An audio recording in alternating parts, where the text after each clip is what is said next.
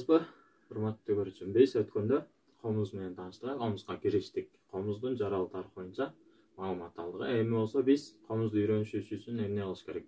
Ал үчүн биз нотаны билишибиз керек. Музыкада 7 нота бар экенин баарыбыз эле билсек керек. Алар кайсылар? До, ре, ми, фа, соль, ля, си. Ушул 7 нота бар музыкада. Бүгүн биз сабагыбызда ноталык стан, музыкалык ачкычтар, жалпы ушул ноталар боюнча маалымат алабыз. Эмесе, баштайлы.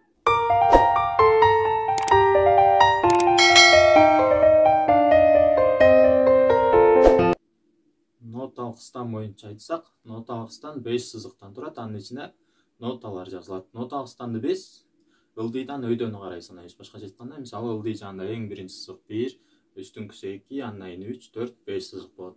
Ноталык станга биз алдынан ылдый жагынан, төмөн жагынан 5 сызык кошумча сызып алсак болот жана жогору жагынан да 5 сызык кошумча сызып алсак болот. Эми музыкалык ачкычтар боюнча айтсак, музыкалык ачкычтар негизинен көп түрү бар. Бизге эң негизги биз көбүнчө 2 түрүн колдонобуз. Алар скрипкалык ачкыч жана бас ачкычы. Музыкалык ачкыч ноталардын ноталык станда жайгашуу ордун көрсөтөт. Ал музыкалык ачкыч ар дайым ноталык стандын башына жазылат. Аны биз ортосуна же аяк жагына жазып койгонго болбойт. Ар дайым ноталык станды чийгенден кийин сразу башына скрипкалык ачкычты, музыкалык ачкычты жазып алабыз. Музыкалык ачкычтын 2 түрү бар дедик.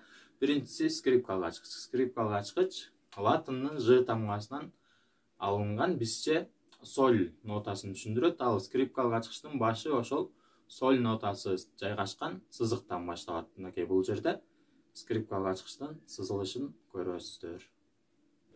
Ал эми бас ачкыч боюнча айтсак, бас ачкычы латындын F тамгасын түшүндүрөт. Ал музыкада фа нотасын түшүндүрөт, кичине октаванын. Октава дегенибиз үндөрдүн ортосундагы музыкалык интервал. Мисалы биз бир октавадан жоонураак ырдасак, ал эми кийинки октавага өткөндө андан бийигирээк же болбосо ичкерээк ырдайбыз. Музыкада негизинен 9 октаваны окутсак болот. Биринчиси субконтр октава, контр октава, чоң октава, кичине октава, биринчи октава, экинчи октава, үчүнчү октава, төртүнчү октава жана 5-чи октава болуп кетет. Эми биз ноталык станды сызып алдык, музыкалык ачкычты башына коюп алдык. Башкача айтканда биз скрипкалык ачкычты пайдаланабыз көбүнчө. Андан кийин биз өзгөртүү белгилери же болбосо альтерация белгилери деген бар. Ошолорду коюшубуз керек. Алар эмне кылат? Алар негизинен өзгөртүү белгилери диез, бемоль, бекар деген негизги 3 өзгөртүү белги бар. Андан тышкары дубль диез, дубль бемоль деген дагы белгилер бар. Бул белгилер эмне кылат? Бул белгилер нотаны, мисалы диез белгисин алсак, нотаны жарым тонго көтөрүү дегенди түшүндүрөт. Мисалы до деген нотаны чертип атсак биз комузда, анын жанына диез белгисин койсок, анда биз до диез деп чертип калабыз.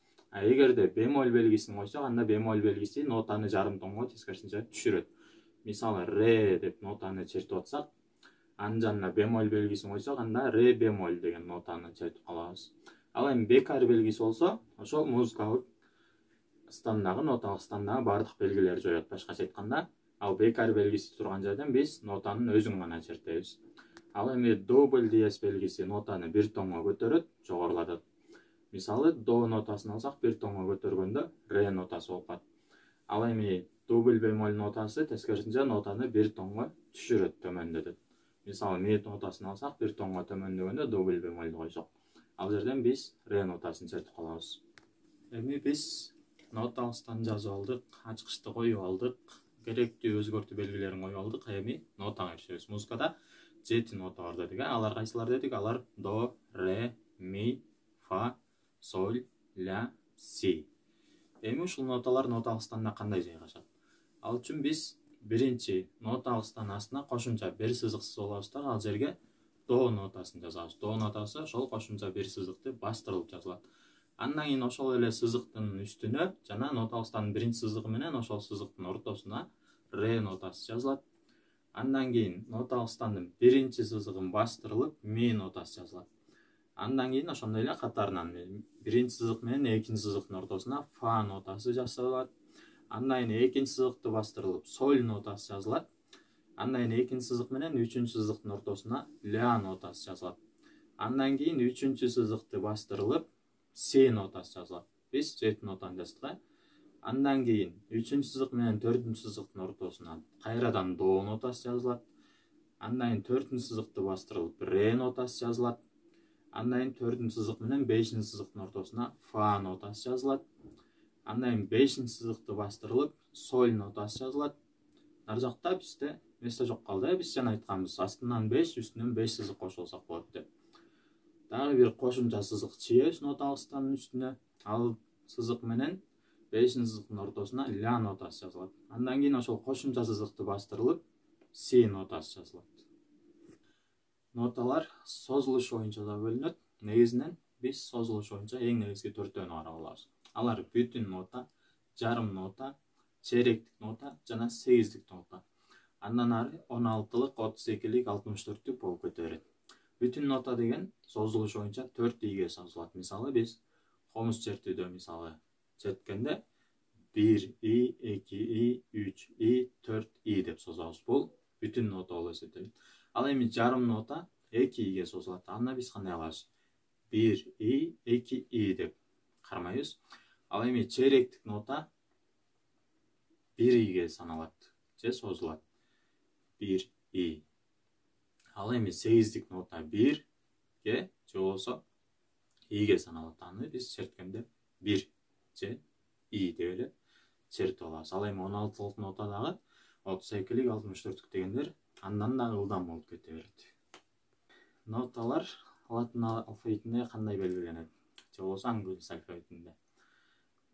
A тамгасы менен ля нотасы белгиленет. B тамгасы менен си нотасы белгиленет. C тамгасы менен до нотасы белгиленет. D тамгасы менен ре нотасы белгиленет. И тамгасы менен ми нотасы белгиленет. F тамгасы менен фа нотасы белгиленет. Ал эми Ж тамгасы менен соль нотасы белгиленет. Ушуну менен бүгүнкү берүүбүздү жыйынтыктайбыз достор. Мынакей бул экранда көрүнүп тургандай, өзүңүздөр көрүп тургандай нота алгычтан турат. Ошол нота алгычтанды чийип, скрипка алгачкычын чийип, анан ноталарды түшүрүп, өзүңүздөр үйдөн аракет кыла бериңиздер жана ноталардын аталыштарын кандай кайсы жерге жайгашаарын жаттаңыздар. Жана достор, каналга катталганды унутпайбыз. Эгерде бүгүнкү берүү боюнча түшүнбөгөн суроолоруңуздар болуп калса, комментарийге жазыңыздар. Биз ар дайым сиздерге жооп берүүгө даярбыз. Эми саламатта туруңуздар.